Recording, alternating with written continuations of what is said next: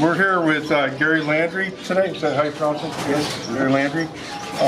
He's got quite a collection of pigeons and some different species of doves, finches. What else, Garrie? Quails? Button quail, and common things like that, perhaps. Yeah. He's got quite a bit of stuff here, and looks like he does a pretty good job raising birds. So we're going to talk with him for a few minutes. I don't have quite the collection of doves that I had perhaps 15 or 20 years ago, just because I've experienced those, and then I just moved on to other things. So now, in my old age, I've settled on things that I enjoy the most. I still keep a few pair of bleeding heart doves, both kites, Luzons, and Bartletts. I struggle today to breed them as much as I did 20 years ago. And I keep a lot of green-winged doves. That was perhaps the first exotic dove I got in the early 70s. So what are they eating for food there? Well, that is my own mixture. I start out with a very nice dove mix that's produced by Des Moines Pigeon Company in Des Moines, Iowa. Mm-hmm. And to that mix I add additional items such as hemp, crushed peanuts, hulled sunflower seed, a lot of things with high oil content to make the food more nutritious. And if you notice, it's very colorful. So I include Zupreme small bird fruit pellets. There's a softball pellet? Or? It's not a softball pellet per se. It was actually originally marketed as a cockatiel fruit pellet. They now have changed the name in just last few months to small bird fruit pellet. And it's incredibly aromatic. When you open the bag, it smells like Fruit Loops cereal, mm-hmm. And I kid you not, everything eats that. And that's typically their first thing to eat.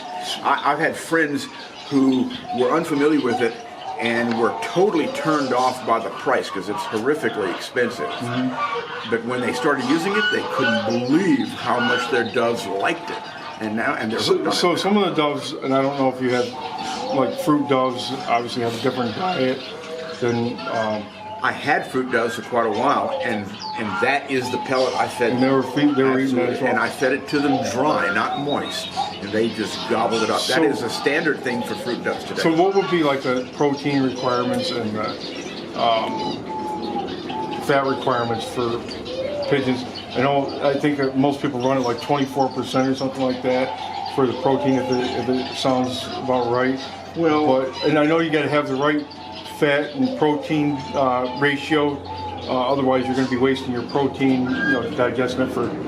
Actually, as I can't really tell you that much about the protein content, but I can tell you that I vary it according to the season. Mm-hmm. I typically feed higher calorie seeds in fall and winter, and then drop that off a little bit in spring and summer because we have such incredibly hot summers that I'm not going to be feeding them certain things that are harder to digest in summertime. So I changed the diet somewhat based on the season, but I don't change it so much that at any one time you might notice a difference. If you picked it up and looked at it, it would look pretty much the same because it has a lot of the same components. It just might not have as much of that component later on in the year. You know. So these doves, I talked a little bit with your keeper Chris mm-hmm. about, you got this plastic in here for the winter time, and obviously, according to Chris, when you pull it off, it tends to get them riled up and they'll start looking to lay eggs and stuff like that.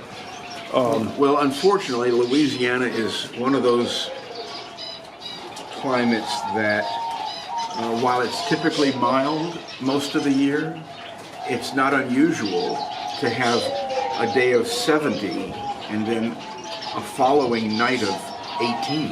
Right. And so we have a farm in North Carolina that's the same. And that is just terrible for birds. So I have to enclose it to prevent cold winds from entering.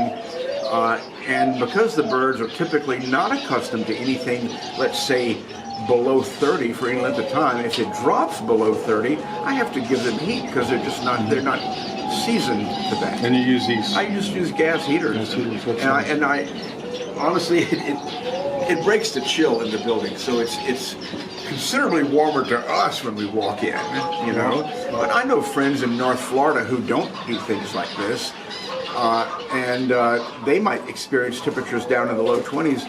And as long as our aviaries are wrapped to prevent wind, the birds appear to do very well and tolerate it. And this is actually something that people, and I've talked about this many times before, don't understand. You know, when you know, like a couple years ago, remember we had a cold snap down south. People lost a lot of birds from that cold snap. Oh yeah. And then of course, you know, there's been people that, oh geez, my birds made it fine through this cold snap, which is most years, you know, say, oh, it made it fine. The difference between down south and up north is once you start getting snow and ice on the ground, you lose that radiant heat coming out of the ground, and it literally, you can have a night that's 15 degrees and you'll end up with a dead bird because they're not absorbing any heat from the ground. Right. A little bit different down in the south because even though the ambient temperature is, you know, 10, 15 degrees on a, may drop down that low, the ground is still warm, so, you know, when the birds are on the ground, they tend to do a little bit better. Well, as a botanist and a plant lover, I notice a big difference in the temperature at my farm versus the temperature at my home in town. Just being surrounded with all those houses that are all generating a little bit of heat makes a world of difference to tropical plants. Out here, where the houses are far apart, there's nothing to provide that minute little heat difference. So what we, and it's interesting as you say something like that, because when we first built our farm down in North Carolina, we used old greenhouses to convert to aviaries, and because you know they were probably over irrigated, and you know they put herbicides on it, you know, to keep the weeds down on the ground on the greenhouse. There was no plants at all in the greenhouse. So when we built ponds in there, we put them in there the first season. There was no vegetation the very first year, and we had problems with frostbite on the birds the first year because there's no vegetation. Second year comes along, we got vegetation, so we create little microclimates and stuff, so the birds are hiding in there. We haven't, other than a couple of years ago, I think 3 years ago, we had some days that dropped down to, you know, they were 15 degrees high for several days in a row, and it was dropping down to, you know, single digits at night. Then we had a couple of problems, but nothing major. It's amazing what a small thing like that will do to moderate the temperature. It doesn't take much. I mean, it's almost imperceptible to us, but not to them. Yeah.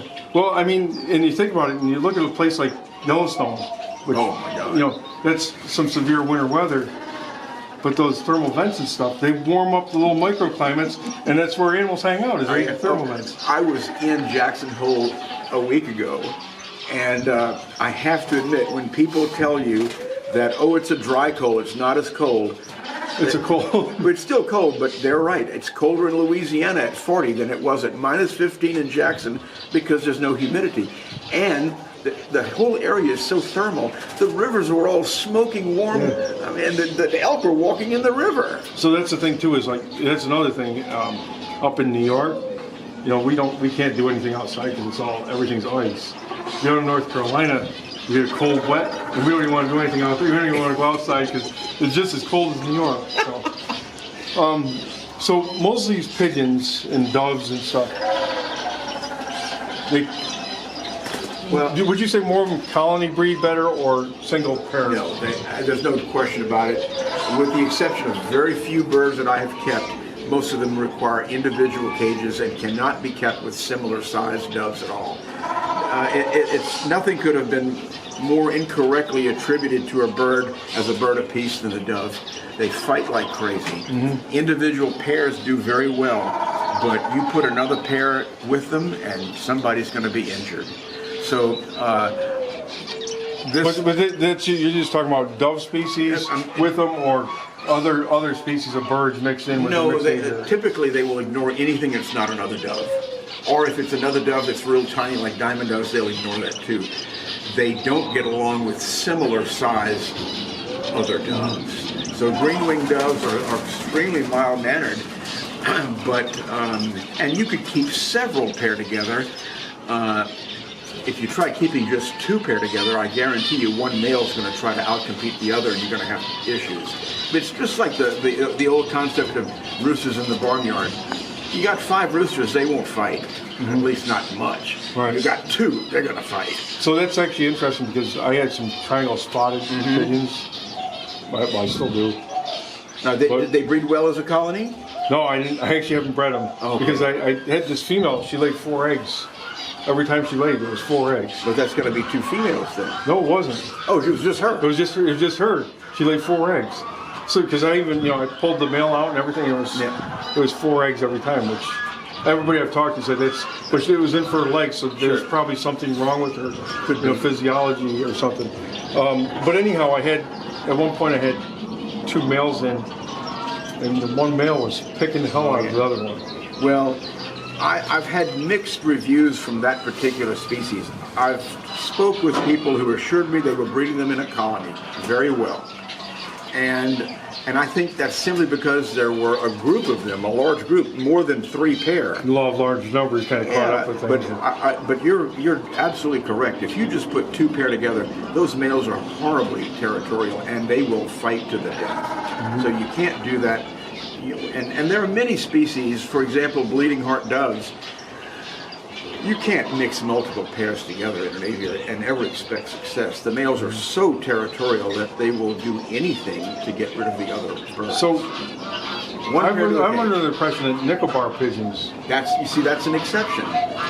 Because actually in nature those birds nest in remote islands, typically in mangrove forests, as a colony. So they are already accustomed to breeding that way. The little Senegal doves that I have breed very well in a colony. You couldn't accomplish that with a lot of other closely related turtle doves. They're too aggressive to one another.